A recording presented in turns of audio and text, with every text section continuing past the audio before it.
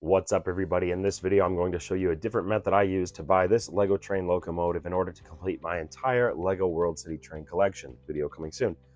When looking at this set, like many other Lego sets, you can see, okay, what is the price for this complete set? It's at least 100 used, about 160 sealed, and I found this one on eBay for, starting at $60 bid plus 14 shipping. You're already looking at close to $80 if you win it at that bid after your shipping and taxes.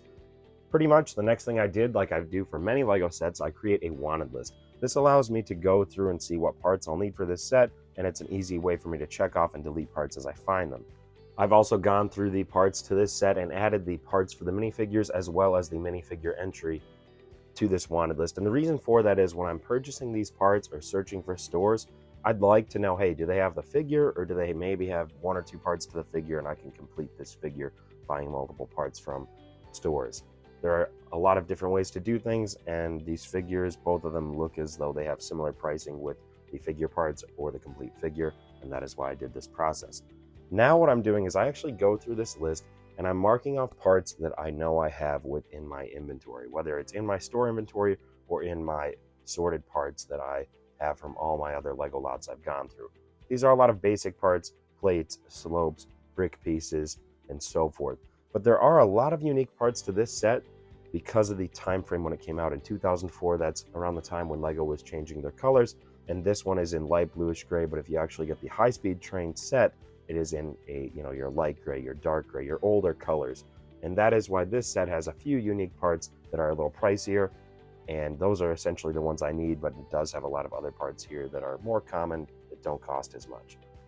After hearing that, some of you might think, wow, well, if you're not buying all the parts to the set, are you really saving money? And I am in this case, because I'm also actually going to buy parts from these stores. When I'm completing this set, I will, on top of that, buy parts I need to complete other sets, and it's another way to save money and complete other sets. This doesn't work for every Lego set, but for this one in particular, it did, especially being that this set is around $100 just to get it complete. I know I can do that for less, and in the end of the video, you'll see the total cost. Now what I did is I'm going through the sticker parts and checking, what are the prices? Are they really expensive? The sticker sheet obviously would be expensive, but buying parts with stickers usually aren't that expensive. I'm adding this to my wanted list because if this comes up in somebody's store and it's cheaper for that combined part grouping versus the three other parts, then I'm going to select that and buy it. Now what I do is I simply hit buy all, and this method will come up where it shows several stores. Usually I find these first few at the top that have the most quantity or the most amount of lots in your wanted list are the ones that are extremely expensive. They have these parts listed at absurd prices. I find that, by now I usually know which stores I don't want to look at, and I just scroll down the list past them and start at the stores that I want to search for. Don't be alarmed when you see something that says, oh wow, it's a couple $100. Go down and search through other stores. There's plenty of better options. This one to me is a great one. I want to add this to my cart. I'll select that store, and now it will reload my wanted list and come up with other options for the rest of the parts I need. And I'm going to just keep going through these, checking them, and then adding these carts or creating these carts. When the time comes that I'm happy and satisfied with all the listings I've picked, I will select that green button up top to create all those carts and load all those items into those store carts. And then I will go to those individual stores, verify things, and pay for each order at a time.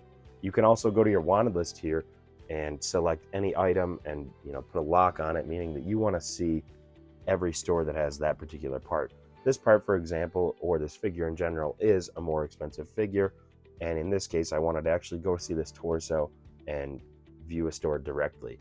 Sometimes if there is a very rare part in a set, you might be better off finding a store with that part at a cheap price, going to that store. And then the cool part is when you go to that store, you can go to shop here and click wanted list. This will actually pull up all the parts this person has in their store that are on any of your wanted lists. You can then refine this and select only one wanted list and see what they have. In this case, I did that, and I'm just checking, hey, here are the parts they have for this particular locomotive. This is a great feature, and if you're only creating a few sets or if you only have a few wanted lists, that is also how then you can check your other wanted lists and add parts from that store to your cart. That way you're buying parts for the set you're trying to complete and other sets that you also need to complete as well. Then I just pretty much keep doing this process. I go through and look at stores, I weigh out different options, I see which parts work, and I'm just going to try and find the best solutions. It is a little time consuming for me, at least I take a bit more time with it because I'm really trying to either save money and maximize, how many parts can I get from a store, and how many sets can it help me recreate. I don't want to always be spending money just for one set. But if you are building your collection and you only wanted to complete one set, then in this case example, at the end I actually only have 3 orders from 3 separate stores, and it costs me about $75 before I add any other parts. Now, I did spend more in the end because I did add other parts, but for this set in particular, it ends up only costing me $75, and that includes shipping for all these orders as well as taxes on all these orders. And that total price is cheaper than the listing on eBay of this train set that was in an auction that had 4 days left.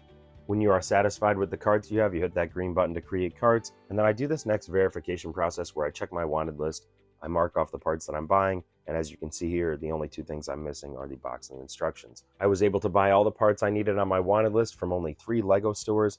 My combined total was $67.41 between these stores. I think $71.50 after tax then, and that is much better than the eBay listing, which would have been around $80 after tax if it sold for the price it was currently being bid at with 4 days left. I think this was a good job on my part, and the next thing I did, though, I don't show you the buying process here because I did go in and to all these stores and add parts I needed for other sets to complete other Lego sets I have both in my collection or for my Bricklink store. And that's pretty much how I did this video. If you enjoyed it, please give me a thumbs up. Please subscribe to see more and tune in for more videos real soon. Thank you. Lego, my Jameso.